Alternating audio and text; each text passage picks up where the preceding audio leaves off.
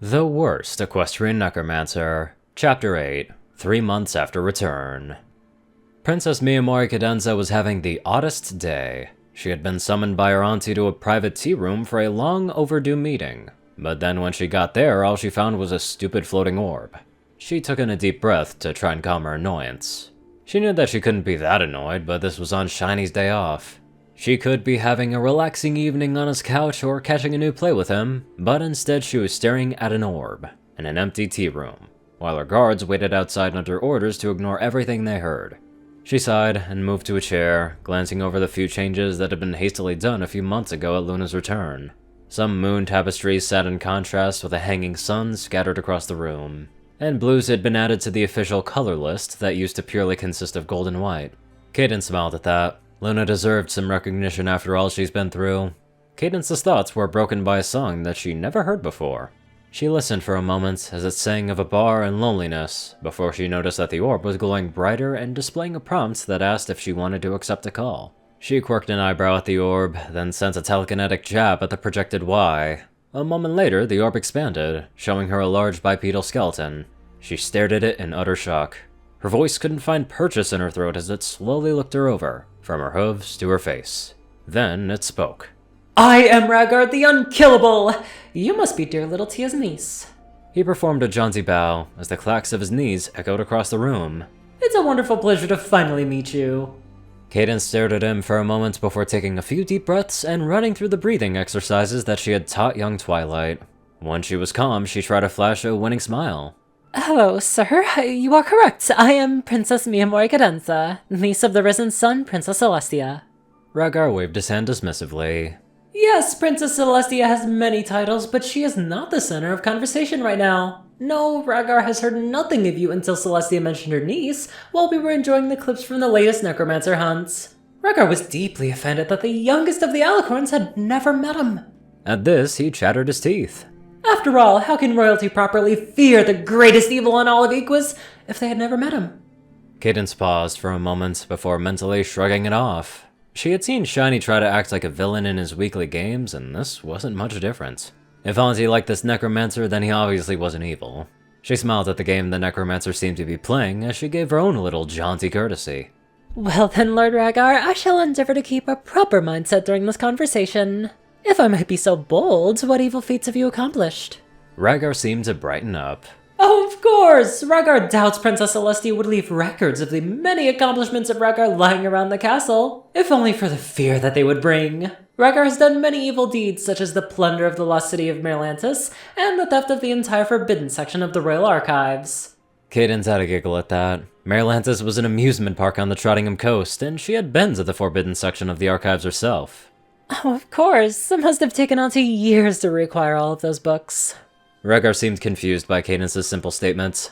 Reacquire? Why would you do that? Rhaegar returned them all. How could the evils of knowledge be properly shared without a library? Oh, no, Rhaegar returned the books and copied one that he may have accidentally doodled in. However, in Rhaegar's defense, Starthrower was a bit of a jerk. Cadence paused at this, before deciding to put this conversation under the same mental umbrella as a conversation with Celestia. After a moment of consideration, she decided a rug was a better analogy than an umbrella. When he got confused, he just swept whatever they said under it and kept going. Of course, though it's not mentioned in the history books. She had broken the ice now. With that done, she needed all the details of Rhaegar and Celestia. Rare was it Celestia could talk about a pony with a smile throughout the whole conversation, but with Rhaegar, she did. Cadence took a step towards the Lich. So, Rhaegar, care to share your thoughts on Princess Celestia? I'm sure another immortal would give me such valuable insight.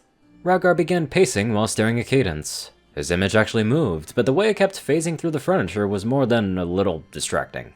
He moved back and forth through the couch, seemingly debating the question with himself, before nodding. Very well, Rhaegar will share what he knows with you. Celestia is a wonderful princess. She has managed to run Equestria excellently while Luna was gone. She even managed to defeat me several times. He seemed to preen as he began speaking of her champions.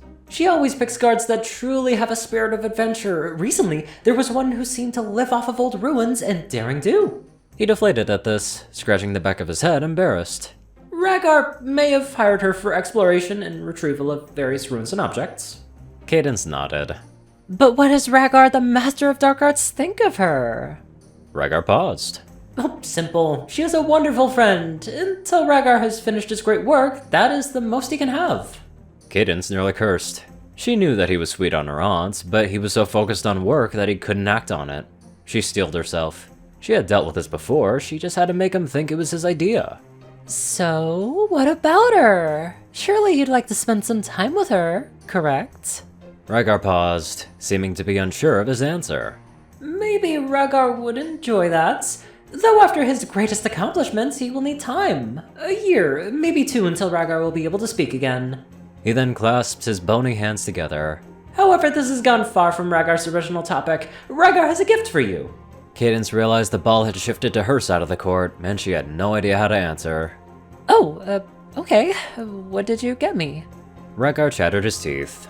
Rhaegar has found a spell that allows any pony to see the strings of love. Be it romantic, friendly, or family, Rhaegar has decided the sole user of the spell should be the Princess of Love. Cadence was starstruck. A spell that allowed her to see her domain as clearly as Celestia saw Equestria? This was the greatest gift that she had ever heard of. She then began hopping in place. Oh, yes! That's the greatest thing ever! Where can I get it? Rhaegar let out a massive laugh as he disappeared. Cadence stared at the orb for a moment, heartbroken. She was trying to figure out why he would toy with her like that when she heard a tapping at the window, followed by an extremely loud call. Curious, she opened the window with her magic and slowly peeked outside.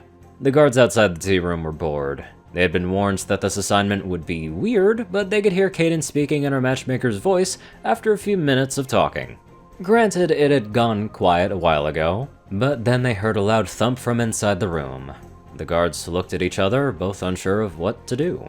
Slowly, the braver of the two started to open the door, only to get smacked in the face when a skeletal bird ran out as soon as the door was cracked. They stared, until Cadence ran out after it screaming, Some pony stop that bird! It has my book! Who wouldn't prefer the playful kind of evil? It's just so... just something about it that's nice. Anywho, let's get on to our extraordinarily nice donators. Top donators are 630, Peter Coulthard, J Tinman, Darkside, Only One Thing, and Dash of Evergreen. Rayden, Narwhals, Blackmoonheart, Pastel Skies, Austin Rollins, Crazy Color 557, Stu Hex, Swordbrother and Mordred, Omicron Library, Will, Chris, Twinkie, Hadzaza, Riot Soul, Maverick, and many more fantastic people. Thank you all so much for watching this video and live life to the fullest.